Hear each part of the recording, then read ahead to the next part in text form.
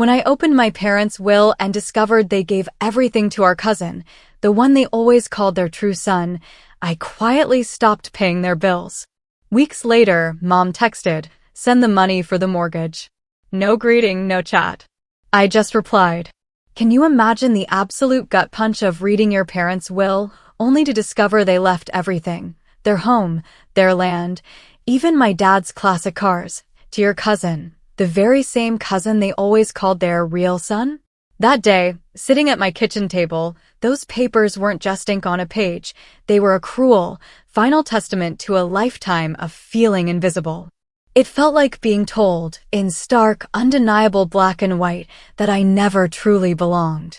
My name is John, I'm 32, and for years I'd quietly bled myself dry, keeping my parents afloat, convinced that eventually they'd see me. They wouldn't. This will was the proof. It wasn't a shock, not really. It was worse.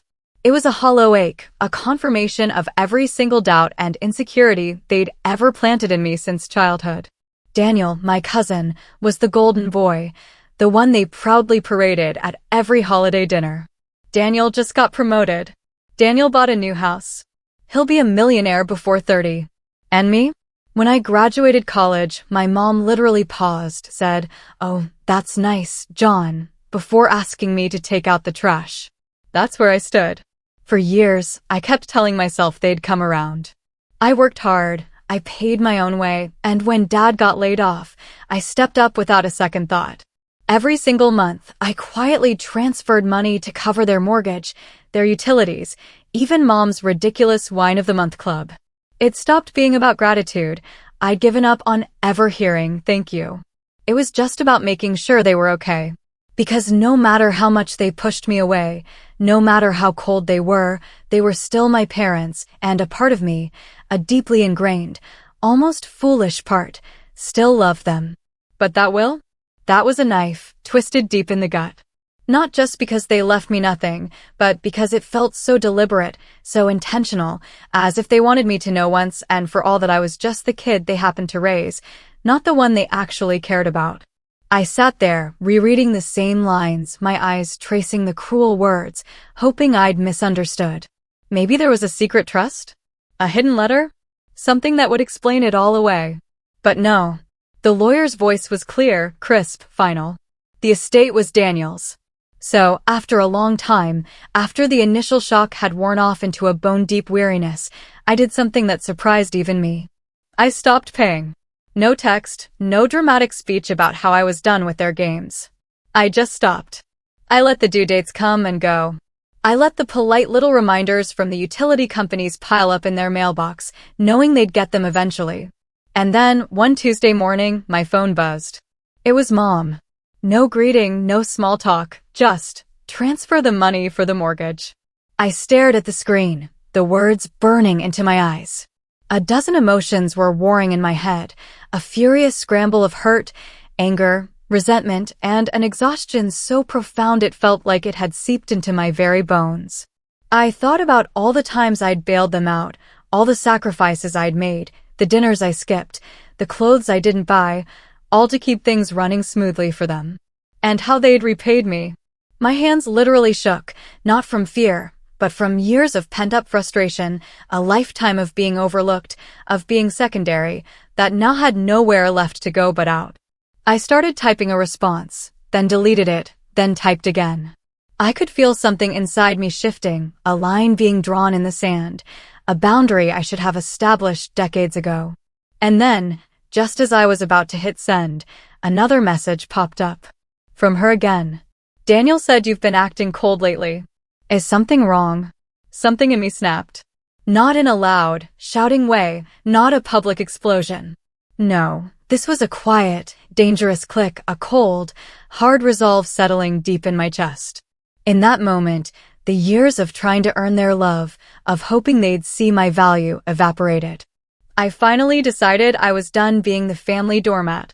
I took a deep breath, set my coffee cup down, and a slow, almost chilling smile spread across my face as I typed out a reply.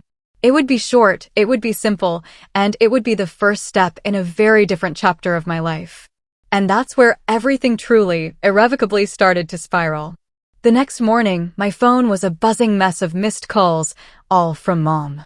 There were voicemails, too, each one sounding increasingly annoyed, a crescendo of parental disapproval. The first one was neutral, clipped, "John, call me back. Mortgage is due today." The second was sharper, laced with thinly veiled exasperation. "Why haven't you transferred it yet? You know how important it is to keep things current.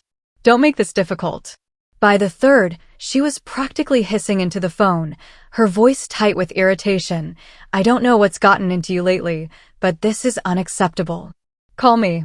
I just sat there on the edge of my bed, staring at my phone like it was some kind of alien object, buzzing with demands from a world I was slowly disconnecting from. A few months ago, those voicemails would have sent me into a spiral of guilt, panic, the whole agonizing thing. I would have scrambled, grabbed my laptop, and paid the bill before I even brushed my teeth, just to keep the peace, to avoid the inevitable storm. But now I just felt numb. Like I was watching a movie about someone else's life, a distant, unfolding drama I had no stake in. I didn't call her back. Instead, I got dressed, grabbed my keys, and went to work like nothing happened. But all day, I couldn't shake this low hum of dread in the back of my mind. Every time my phone buzzed with a new notification, my stomach twisted. Not because I was worried about them, not anymore.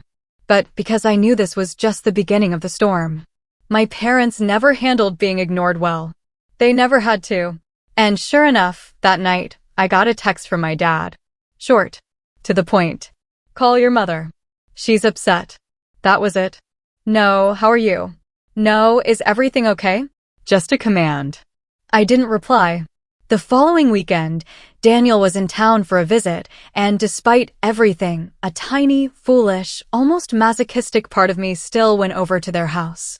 I wasn't ready to fully cut them off, not yet. Part of me hoped maybe things would feel normal, that maybe we could just have a family dinner without me being reminded of where I ranked, or rather, didn't rank. Big mistake. I walked into the living room, and there he was, Daniel, lounging on the couch like he owned the place, which, technically, I guess he now did, thanks to the will. Mom was perched on the arm of the sofa next to him, beaming, smiling like she was hosting royalty. "John," she said, her face lighting up just enough to register my presence, but not enough to feel genuine. "You're late. Daniel's been telling us about his new promotion." I glanced at the clock. I wasn't late. Dinner wasn't even ready yet. Daniel grinned, clearly loving the attention, loving being the center of their universe. "Yeah, they finally made me team lead. Big raise. Too." Mom beamed at him, her voice dripping with affection I'd never heard directed at me. "We're so proud of you, sweetie. You work so hard." She'd never once used that tone with me. Dad clapped Daniel on the shoulder. "We knew you'd get it. Always knew you'd go far." I sat there, forcing a polite smile, pretending to be happy for him. But each word felt like a splinter under my skin, digging deeper and deeper. I wanted to scream. "I work hard, too. I've been paying for this house while you two sit here bragging about someone else." Dinner was an agonizing experience, worse than I could have imagined. Every time I tried to contribute to the conversation, to share a small success from my own life, someone would cut me off, divert the attention back to Daniel.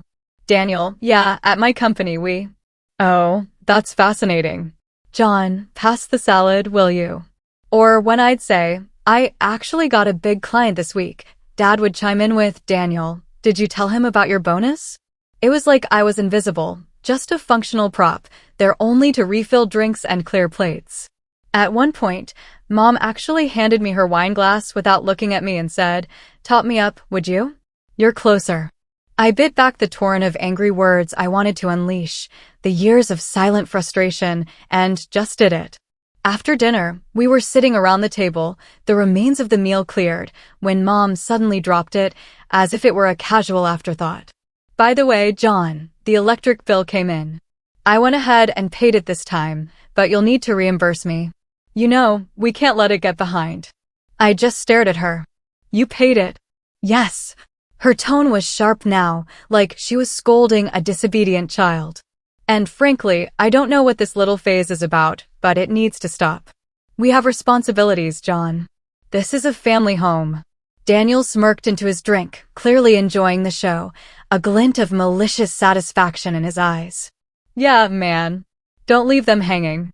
I slowly turned to look at him, and something in my face, some shift in my usually guarded expression, must have registered because his smug smile faltered for half a second before coming back twice as strong.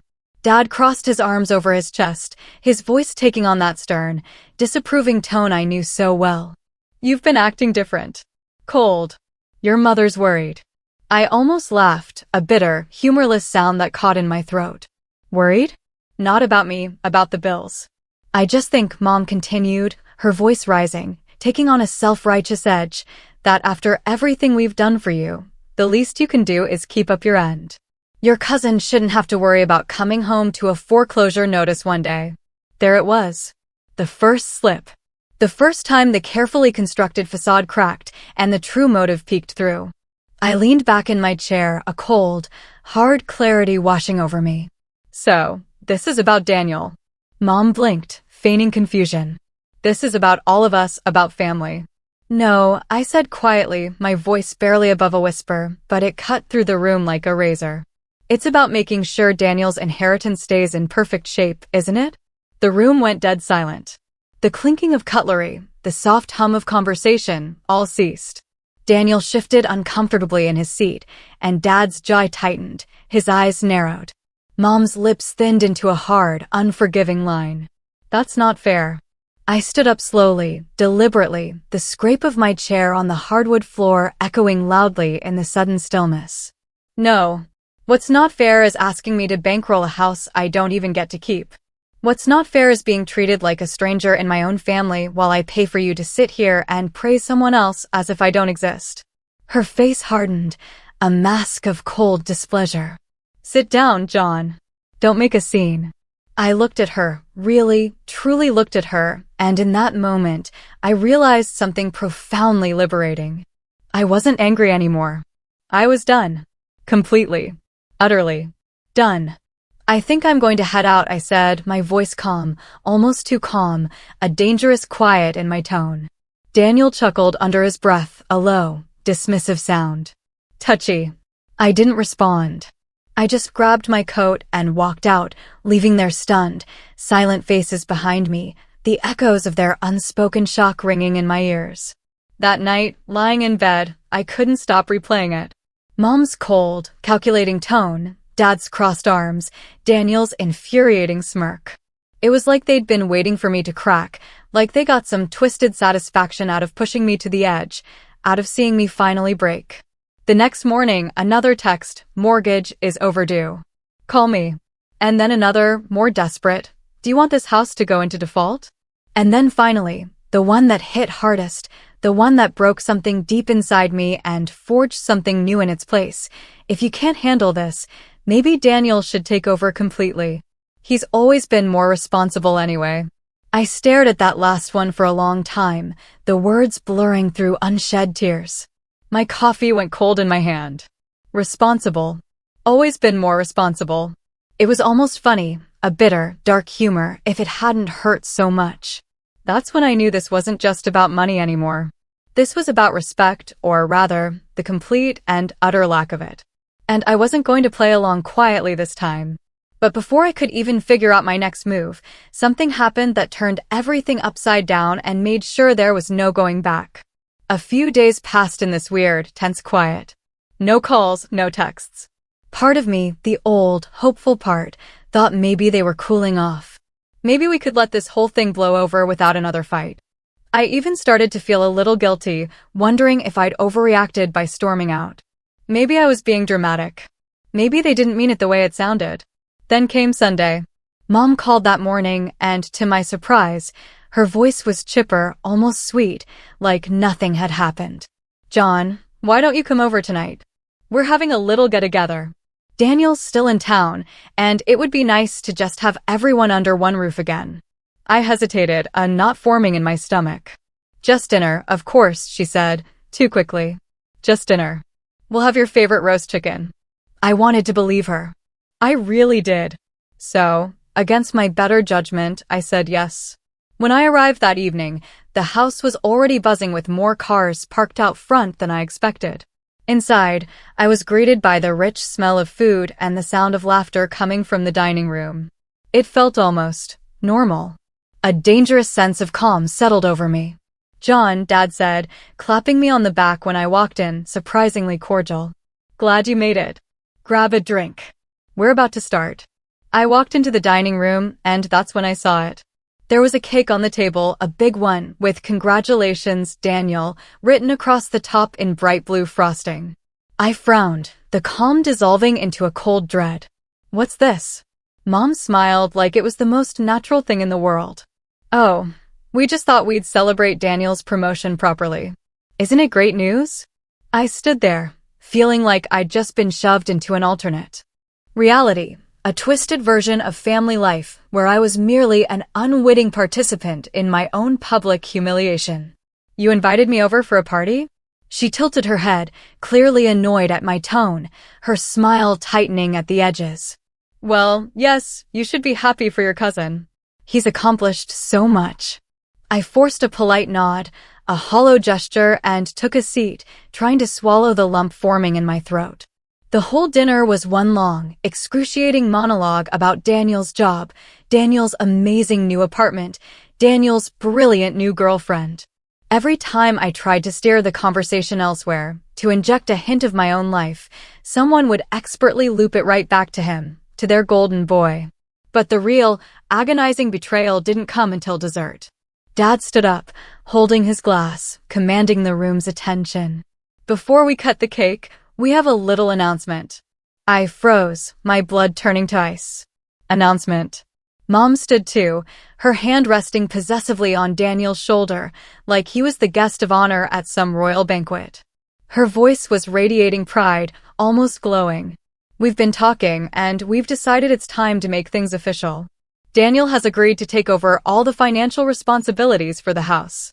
My stomach dropped, a sickening lurch. "Effective immediately," Dad added, beaming. "We're transferring all accounts and utilities to his name. He's even offered to set up automatic payments so we never fall behind again." The room erupted in applause, a symphony of congratulations. I just sat there, staring at them, my mind spinning, trying to process the brazenness of it all. Effective immediately. They hadn't even told me. Not a word. Mom glanced at me, her smile tightening even further, a brittle, almost triumphant expression. "This way, you don't have to worry about anything anymore. Isn't that a relief?" A relief? That's what she called it. As if I hadn't been the one holding this whole thing together, sacrificing for them, for years. But then Daniel spoke up, and it felt like someone lit a match inside me, igniting a slow-burning fuse. "Yeah, we figured it was best to have someone responsible handle it. No offense, John, but it's been a little rocky lately. No offense." Like it was a joke. Like my years of quiet dedication were just a minor hiccup. The table chuckled softly, a chorus of polite, complicit laughter, like this was all so reasonable, so civil. I felt my ears ringing, a hot flush rising up my neck. "So that's it? You just hand everything over without even talking to me?" Mom's smile finally faltered, cracking completely. "We didn't want to upset you." "Upset me?" My voice cracked, raw with a pain I hadn't let myself feel in years. "You think not telling me was better? You think blindsiding me like this, in front of everyone, was kinder?" Daniel leaned back in his chair, clearly enjoying the spectacle he'd helped orchestrate. "Hey man, don't take it personally. It's just easier this way." "Easier for who?" I shot back, my voice trembling with suppressed rage. "For everyone," Dad said, his tone firm now, defensive, like I was the unreasonable one for daring to question their narrative. "Look, John, you've been distant, and we can't have the house falling behind on payments. This is just practical." I stared at them, speechless, truly speechless. Practical? That's what they called it. My mother reached for my hand across the table, her voice dropping to a falsely soft, conciliatory tone. "This doesn't mean we don't appreciate what you've done, but Daniel is in a better position right now. He can handle it." And then, as if the universe wanted to twist the knife, to ensure the wound was deep and permanent, Daniel raised his glass again, a smirk playing on his lips. "To family," he said. "And to keeping this place in good hands." Everyone clinked glasses, a joyful, unified sound that felt like a nail being driven into my heart. I couldn't move, couldn't speak. I just sat there, feeling this hot, suffocating wave of shame and anger wash over me. It wasn't just about the house anymore. It was about being replaced. Publicly. Deliberately. In front of people who thought this was all perfectly fine, all perfectly normal. When I didn't toast, when I didn't raise my glass to my own ignominy, Mom's smile dropped completely, her face turning cold. "John," she said sharply. "Don't be rude. This is a happy occasion." I stood up so quickly my chair scraped loudly across the floor, the sound harsh and jarring in the sudden, expectant silence. "Happy for who?" The room went dead silent again. "John," Dad warned, his voice low, a final note of disapproval. I looked around at all of them, my parents, my cousin, these family friends who'd come to watch the show, to bear witness to my dismissal.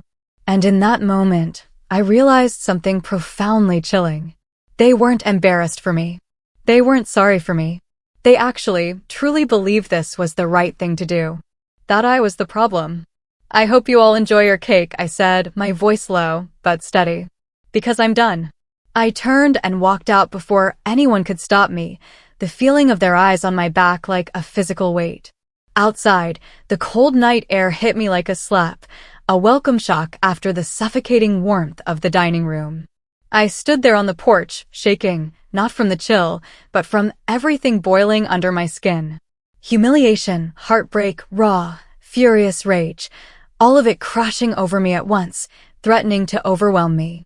I drove home in silence, gripping the steering wheel so hard my knuckles turned white, my mind a chaotic storm of emotions. When I got inside, I just stood in my dark living room, staring at nothing, feeling the immense, crushing weight of what had just happened settle over me. This wasn't just a snub. This was deliberate, calculated, an act of erasure. And for the first time, I felt something I hadn't let myself feel before. I wanted them to regret it. Not just tonight, not just tomorrow. I wanted them to feel it. And I knew deep down this wasn't the last move I was going to make. I didn't sleep that night. I didn't even try. I just lay there on the couch, staring at the ceiling as shadows from the streetlight outside crawled across my living room walls. It was quiet, the kind of quiet that's so heavy it almost feels like it's pressing down on you, stifling any thought, any breath.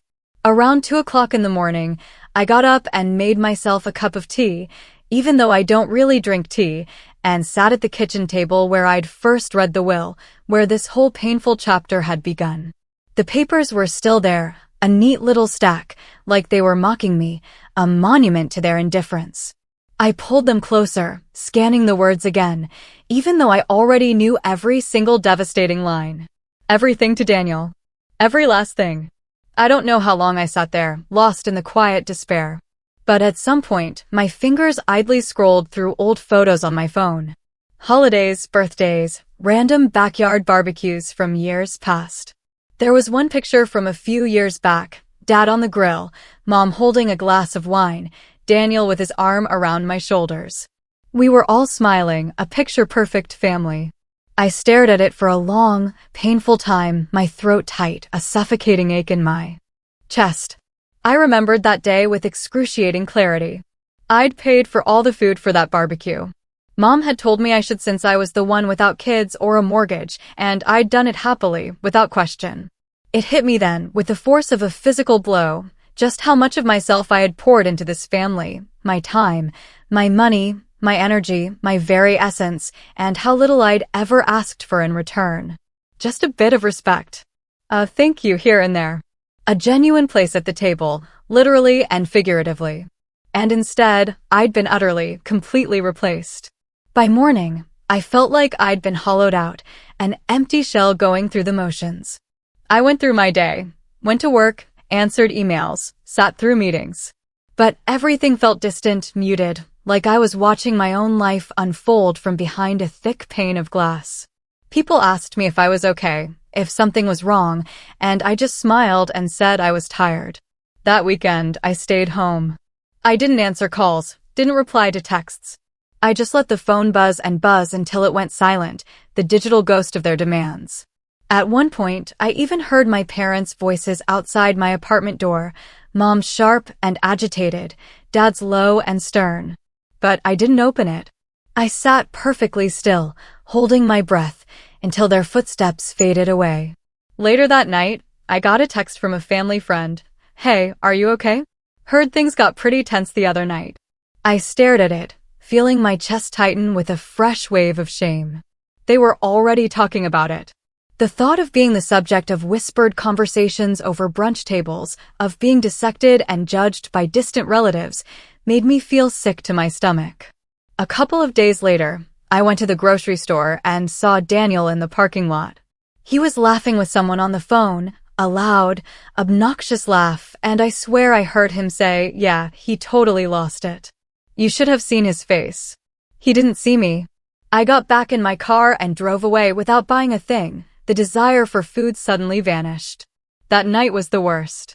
I sat on the edge of my bed with my head in my hands, feeling like I was back in high school, like I was 16 again, being told for the 100th time that Daniel was just more responsible, more mature, more successful.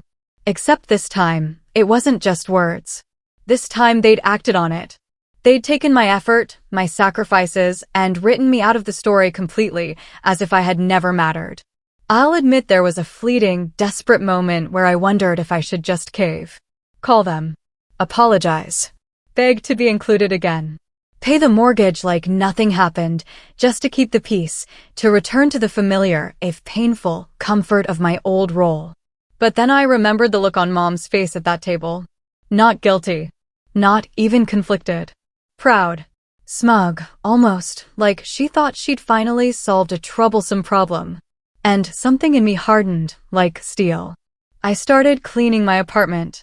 Not just picking up, but really cleaning, throwing out old junk, boxing up things I didn't need, scrubbing surfaces until they gleamed. It wasn't anger, exactly. It was something quieter, a methodical, almost ritualistic stripping away of the last bits of my old life, preparing for. I didn't even know what yet. One night, I sat down with a notepad and started writing. At first, it was just a raw, furious list of bills I'd covered over the years, just to see how much it added up to, a shocking testament to my financial servitude. Then I started writing down memories. The Christmas when they spent twice as much on Daniel as on me. The time they forgot to invite me to a family vacation because they assumed I wouldn't want to come. The night Mom told me she wished I'd turn out more like Daniel.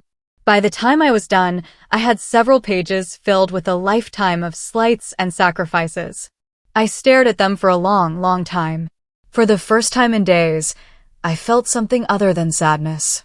It was still pain, yes, a deep, persistent ache, but now it had an edge, a direction. I wasn't ready to act yet, but I could feel the first flicker of resolve, the tiniest spark of something that would eventually turn into fire. I tucked the pages into a drawer, turned off the light, and lay in bed. For the first time that week, I slept not well, not deeply, but enough. And when I woke up the next morning, I knew I wasn't going to stay at the bottom forever. I was going to climb out. Quietly. Carefully. And when I did, I wasn't going back. The morning after I wrote those pages, something truly shifted. It wasn't dramatic. No thunderclap, no sudden, blinding epiphany, but it was enough. I woke up earlier than usual, sat at the edge of the bed, and just breathed, focusing on the simple act of existing. My chest still felt heavy, a dull ache, but it wasn't crushing me anymore. I started small. I made breakfast, a real one, not just coffee and whatever stale crumbs were in the fridge. I put on clothes that weren't just the same hoodie I'd been living in for days. I opened the curtains wide and let the sunlight flood into my apartment. It felt strange, foreign even, but undeniably good.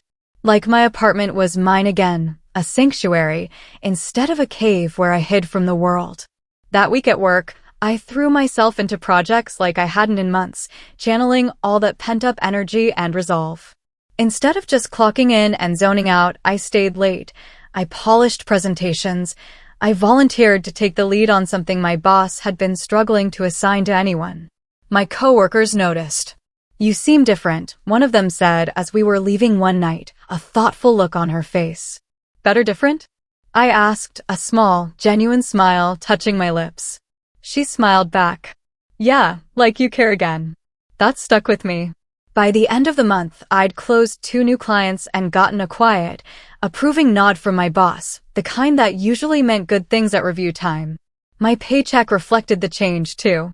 I took some of that money and started looking for a new place. My apartment wasn't bad, but it felt too close to everything, too close to them, too steeped in the old energy. I needed space, a fresh start, a physical manifestation of my new beginning. After a few weeks of searching, I found it, a loft apartment across town, tucked away in an old, converted factory building with exposed brick walls, tall windows, and a completely different vibe.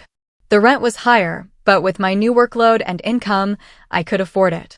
Moving day felt like shedding a skin, an old, uncomfortable skin that no longer fit. I packed up everything in silence, meticulously, loading box after box into the back of a rental truck. And with every trip down those apartment stairs, with every box I moved, I felt lighter, more unburdened. When I turned in my old keys, I didn't look back. The first night in the new place, I didn't even set up a bed. I just lay on the floor, staring up at the soaring ceiling, smiling like an idiot. The air felt different here. Quiet, yes, but not suffocating. It felt like possibility. I started rebuilding my life piece by piece, brick by brick. I joined a gym for the first time in years. At first, I hated it. I felt awkward and out of place, fumbling through routines while everyone else seemed to know exactly what they were doing. But after a few weeks, I started to notice changes, subtle at first, then more pronounced. My posture was better. My sleep was deeper. I had more energy during the day. I started cooking more, too. Real meals, not just takeout or frozen dinners. There was something weirdly therapeutic about chopping vegetables, searing chicken, and sitting down to a dinner I made for myself, a small act of self-care and nourishment. On weekends, I took long walks around the city, exploring neighborhoods I'd never bothered with before, finding hidden coffee shops and independent bookstores. I started talking to people again. The friendly barista who remembered my order. The guy at the gym who spotted me on bench press and offered encouragement. The neighbor down the hall who always said good morning. Slowly, almost without realizing it, I built a little circle of support, a new community. One Friday night, I even hosted a game night in my new apartment. Just a few friends from work, some snacks, music playing softly in the background. At one point, I caught myself laughing. Like really laughing, the kind that makes your stomach hurt from joy. And I realized it was the first time I'd felt light, truly light, in months. When everyone left, I stood in the doorway for a while, looking around my place. It was warm now, lived in, truly mine. But I hadn't forgotten the past. The pages I'd written that night after the announcement dinner were still tucked away in my drawer. Sometimes I'd take them out and read through them, not to dwell on the pain, but to remind myself why I was doing all this, why I was building something for myself, something resilient and unbreakable. One night, about 3 months after I moved, I got a text from my mom. "Daniel is moving into the house officially this weekend. We'd love for you to come by and help him settle in." Help him settle in. I stared at the message for a long time, the audacity of it. I put the phone down and went back to what I was doing, working on a proposal for a client who could single-handedly double my annual commission if they signed. I didn't reply. By summer, things were moving fast. I got that client, and with it came a raise, a big one. Enough that I could max out my savings account and start investing seriously. It wasn't just about money, though. It was about finally feeling in control, not just of my finances, but of my entire life. For the first time, I wasn't just reacting to life. I was steering it. I started keeping a journal, jotting down ideas for the future, things I wanted to do, places I wanted to go, plans. And tucked between those hopeful, forward-looking notes were sharper ones, reminders of what had happened, of what I wouldn't let happen again. I wasn't ready to confront them yet. Not quite. But I could feel the day coming closer. Every achievement, every step forward, every new piece of stability I built, it was all leading somewhere, somewhere they wouldn't see coming. It was late August when the first real opportunity landed in my lap. I was sitting at my desk after hours, wrapping up some client calls, when I got an email from my boss. Subject: Leadership Training Cohort Nominations. She'd recommended me for an advanced program the company offered, a fast track for employees they considered future leadership material. It wasn't just fluff either. This was the kind of program that came with mentorship from senior executives, networking with decision makers, and even exposure to the legal and financial sides of the business. I said yes before I even finished reading the email, a thrill of anticipation running through me. The program kicked off a month later, and from the very first session, I felt like I was standing on higher ground, breathing cleaner air. We covered negotiation, conflict resolution, financial literacy, and the part that caught my attention most, making a cold shiver run down my spine, estate planning and inheritance law. Normally, I would have skimmed that last module, considered it dry and irrelevant, but this time, I was laser-focused. The instructor explained how wills worked, how probate could be challenged under certain conditions, and the different ways assets could be shielded or moved if someone contested them. My pen flew across the page as I took furious notes, a plan slowly, meticulously forming in my mind. That night, I went home and dug those papers out of my drawer again. The will. I read every line, every date, every signature, no longer just seeing the betrayal, but seeing potential cracks. There were things in that will that, with my newfound knowledge, simply didn't add up. Timelines that were too close together. Witnesses that, upon closer inspection, raised eyebrows. One clause in particular, about the house being passed free and clear of all encumbrances, practically leapt off the page because it wasn't free and clear. I'd been paying that mortgage for years, quietly, consistently, every single month. And I had the bank statements to prove it. I stayed up half the night, fueled by a simmering anger and a burning sense of purpose, pulling records, old emails from my mom reminding me of due dates, payment receipts, copies of bank statements showing my transfers. I built a neat little folder, physical and digital, until I had a stack thick enough to make my point in any courtroom. The next weekend, armed with this growing arsenal of evidence, I decided to visit them. Not because I wanted to see them, not out of any lingering affection, but because I wanted them to see me. And I wanted to see the house, the physical manifestation of my years of unpaid labor. When I pulled into the driveway, Daniel's car was parked front and center, like a trophy, a deliberate symbol of his new ownership. The house looked freshly painted, new flower beds bloomed along the walkway. My money had paid for those once. Mom opened the door, clearly surprised, her smile faltering for a moment. "John, we weren't expecting you." "I was in the neighborhood," I said casually, stepping inside, my voice perfectly calm, a mask I had carefully constructed. Daniel was sprawled on the couch watching TV, looking far too comfortable. "Well, look who it is," he said with a lazy grin, not bothering to move. I ignored him and looked around. The place looked good, I had to admit. Lived in, but cared for. My chest tightened, a strange mix of residual attachment and growing resentment. "We just put in new carpet," Mom said proudly, trying to gauge my reaction.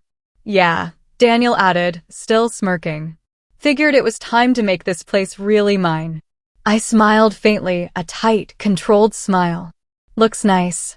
For the rest of the visit, I was calm, pleasant, even. I asked about the renovations, complimented the new furniture, even offered, with a carefully measured hint of irony, to help replace the back deck if they needed. Mom looked at me like she didn't quite trust the change in tone, a flicker of suspicion in her eyes. "It's good to see you in better spirits," she said carefully. I nodded. "Yeah, things have been going really well lately." That part was true. Very true. We chatted a bit longer before I left, but as I walked back to my car, I caught a glimpse of Daniel watching me from the living room window. His expression was somewhere between smug and suspicious, a hint of unease finally creeping in. Back at home, the mask came off. I opened my laptop and started formalizing everything. I contacted an estate lawyer, a quiet, competent woman recommended by one of my mentors in the leadership program, and asked her a few pointed questions. When I explained my situation, detailing the will and my years of financial contributions, she actually chuckled, a dry, knowing sound. "You've been covering the mortgage for how many years?" "6," I said, my voice steady. She nodded slowly, jotting notes. "Depending on how the will is structured, Mr. Miller, you may have strong grounds to claim reimbursement for every payment you've made, potentially with interest." That could be significant. I sat there, letting that sink in. Significant was an understatement. "And," she continued, her voice gaining a professional edge, "if the will wasn't updated properly after you became the primary financial contributor to the property, there's a good chance you could challenge the entire distribution based on undue influence or a failure to reflect the true intentions of the deceased regarding property upkeep." I didn't say anything for a moment, just stared at her, the enormity of what she was suggesting swirling in my mind. "You don't have to decide right now," she said gently, sensing my internal process. "But if you'd like, I can start drafting a demand letter. Sometimes that's all it takes to get people to the table before formal litigation." When I left her office, I wasn't just holding my folder anymore. I was holding a weapon. A powerful, legally backed weapon. Over the next few weeks, I kept playing the part of the calm, reformed son, the prodigal son who had somehow seen the error of his ways. I sent Mom polite, innocuous texts asking how she was. I even dropped by once or twice with little gifts, fresh bread from a bakery near my new place, a bottle of wine I knew she liked. Every time I saw them, every superficial interaction, I felt steadier, more in control. Every time Daniel smirked, every time Dad made a backhanded comment about my phase, I just smiled, letting their words slide off me like water off a duck's back. Inside, though, I was sharpening the blade, honing my strategy. The last time I visited before everything started, Mom actually hugged me at the door, a rare, almost disorienting show of affection.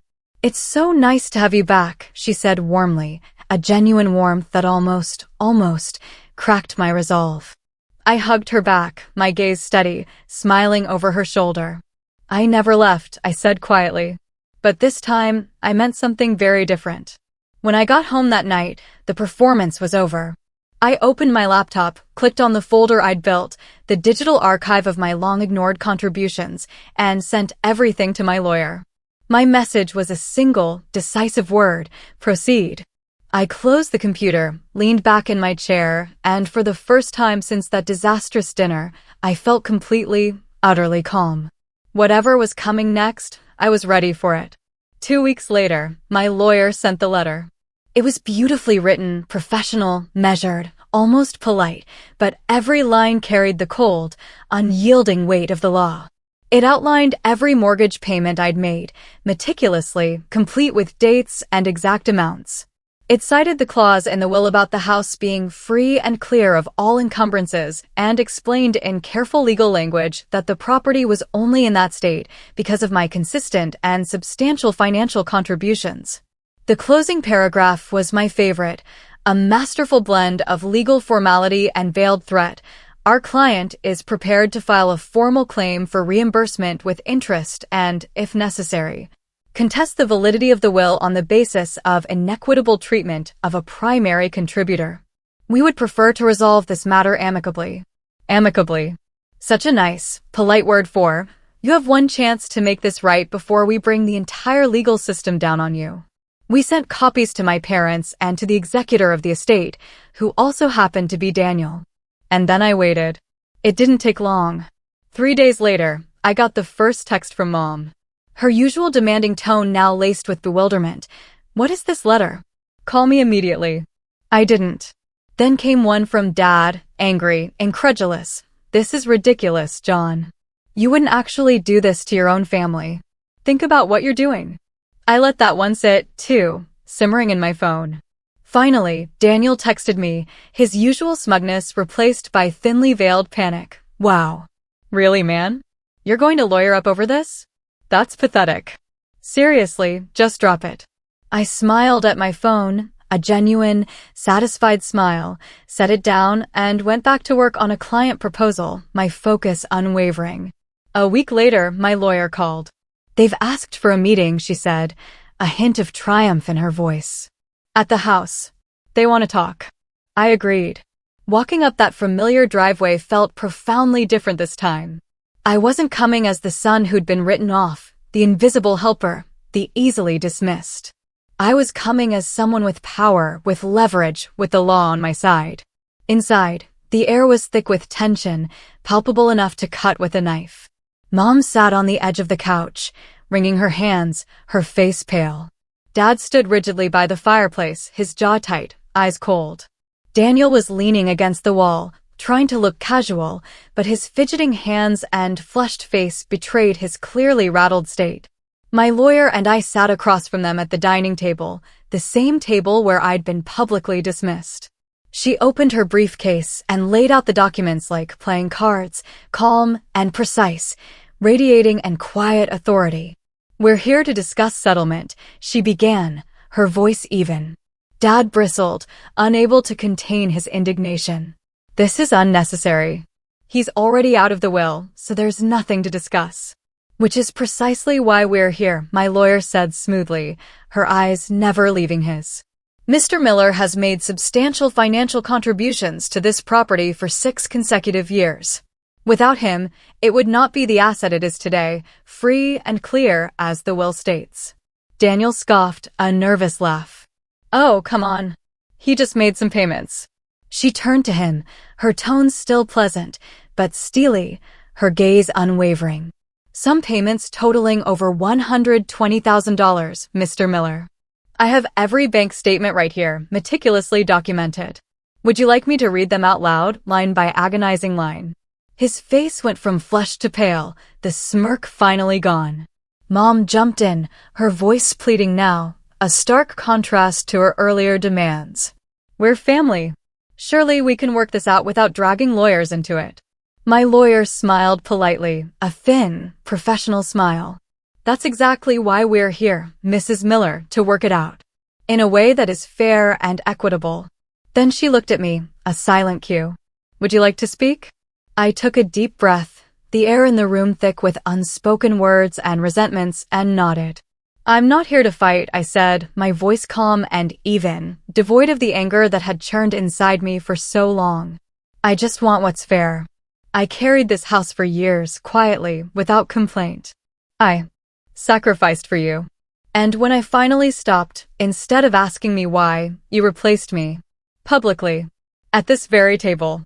Mom's face crumpled a little at that, a flicker of genuine remorse finally showing, but I kept going. I'm not asking for the house. I'm not asking for jewelry or heirlooms. All I want is to be repaid for what I put in. That's it. Every penny. The room was silent for one long, agonizing moment. Finally, Dad sighed, a deep, weary sound, the fight going completely out of him. What are you asking for? My lawyer slid the document across the table, revealing the precise, calculated total. Here's the itemized total. We're willing to accept repayment in a single lump sum or through liquidation of assets if that's easier for the estate. Daniel grabbed the paper and skimmed it, his face growing redder than before. This is insane, he snapped, his voice rising in outrage. You're bleeding us dry. I looked at him, my expression unreadable, a quiet sense of satisfaction blooming in my chest. Funny, I said softly, meeting his gaze. That's how I felt all those years I was covering for you. He opened his mouth to argue, then shut it again, deflated. After a long, tense back and forth, most of it handled expertly by my lawyer, they finally agreed. The house would be refinanced under Daniel's name, and a significant portion of that refinance would go directly to me. When the meeting ended, I stood up, calm and collected, no gloating, no triumphalism. Thank you, I said simply, gathering my things. As I reached the door, Daniel muttered under his breath, barely audible, hope you're happy. I turned back just enough to look him directly in the eye, a cool, unwavering gaze. I will be, I said softly. And I meant it with every fiber of my being. 2 weeks later, the funds hit my account. Seeing that number there, a tangible representation of money I'd earned back, money I could now use to build my future, gave me a rush of satisfaction I can't even describe. It wasn't about vengeance, not entirely. It was about validation. I didn't call them. I didn't gloat. But when I signed the lease for a small, sun-drenched office space to start the business I'd been dreaming about for years, I allowed myself a quiet, triumphant smile. Because now I wasn't just surviving. I was building something real, something substantial, something that no one could ever take away from me. The fallout came faster than I expected, and it spread through the family like wildfire. It started with the phone calls. First mom, then dad, then mom again. I didn't answer. Their voicemails were a strange progression. First, pleading, "John, please, we just want to talk." Then, defensive. "You didn't have to go this far. This is a family matter." Then almost accusatory, "I hope you're happy now. Your father is so stressed out, and Daniel is absolutely furious." I let them sit unheard, digital relics of a past I was determined to leave behind. Then came the family ripple effect. A cousin texted me, genuinely concerned, saying there was major drama in the family group chat. Apparently, Daniel was indeed furious about having to refinance and was ranting to anyone who would listen that I had bled him dry, leaving him financially strained.